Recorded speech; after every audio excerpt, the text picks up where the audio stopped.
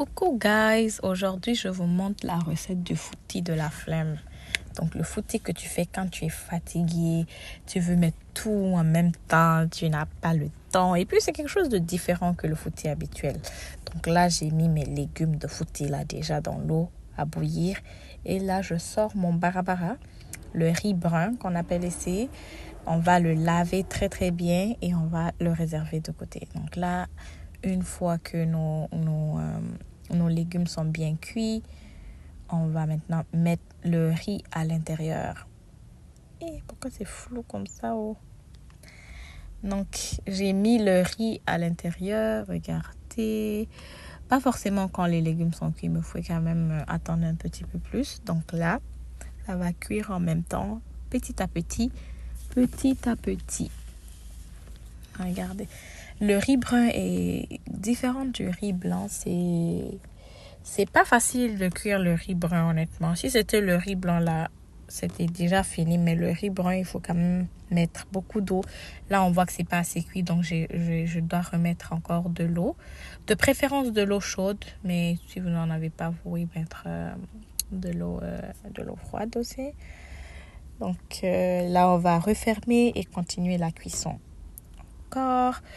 Et pendant ce temps, je vais préparer le oji. Donc, comment on appelle ça en français? Le sombara.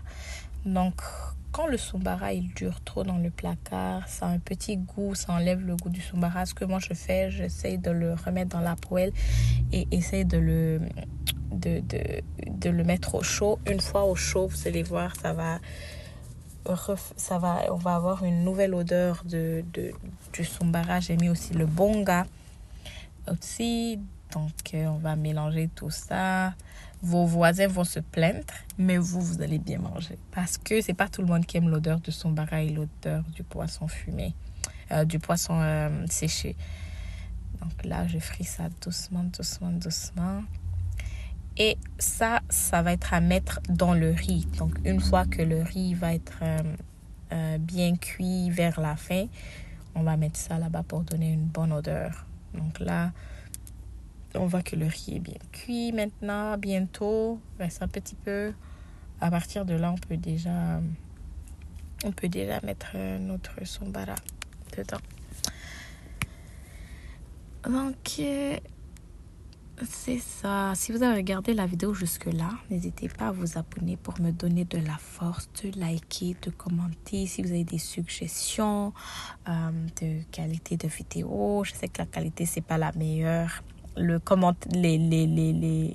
La voix off aussi, là, c'est pas la meilleure. Si vous avez des suggestions, des commentaires positifs, même si c'est négatif, mais demandez de façon positive, j'accepte. Vous pouvez toujours le faire. Avec plaisir que je vais essayer de changer. Donc là, ce que j'ai fait, j'ai retiré le gombo un petit peu et j'ai fait de la place pour le sombara et le bonga. Donc le sombara et le poisson séché. Là, je vais mixer le gombo. Une fois que le gombo est mixé, je vais le remettre encore à côté. Et là, on va laisser ça mijoter. En poulard, on dit acha uro. Donc, on met acha on, yonon nirinding et sumbara on. Et ojinding, on faut uro. Ha, yonon harafutirinding. Veli, quoi. Donc là, on ferme tout ça. Et là, je vais m'occuper maintenant de mon huile. Alors, j'ai décidé aujourd'hui de faire quelque chose de différent, pas du fouti classique. Là, je voulais manger des crevettes. Donc, j'ai mis l'huile au feu. Ah, koyaye. Ah, tous les Guinéens connaissent c'est quoi koya, c'est la meilleure au monde. Donc là, je rajoute des oignons découpés grossièrement. Là, je suis revenue revoir la situation du riz. Et là, regardez, je mets mes petites crevettes que j'ai bien lavées, bien nettoyées. Il faut enlever le fil noir qui est derrière et au milieu, là.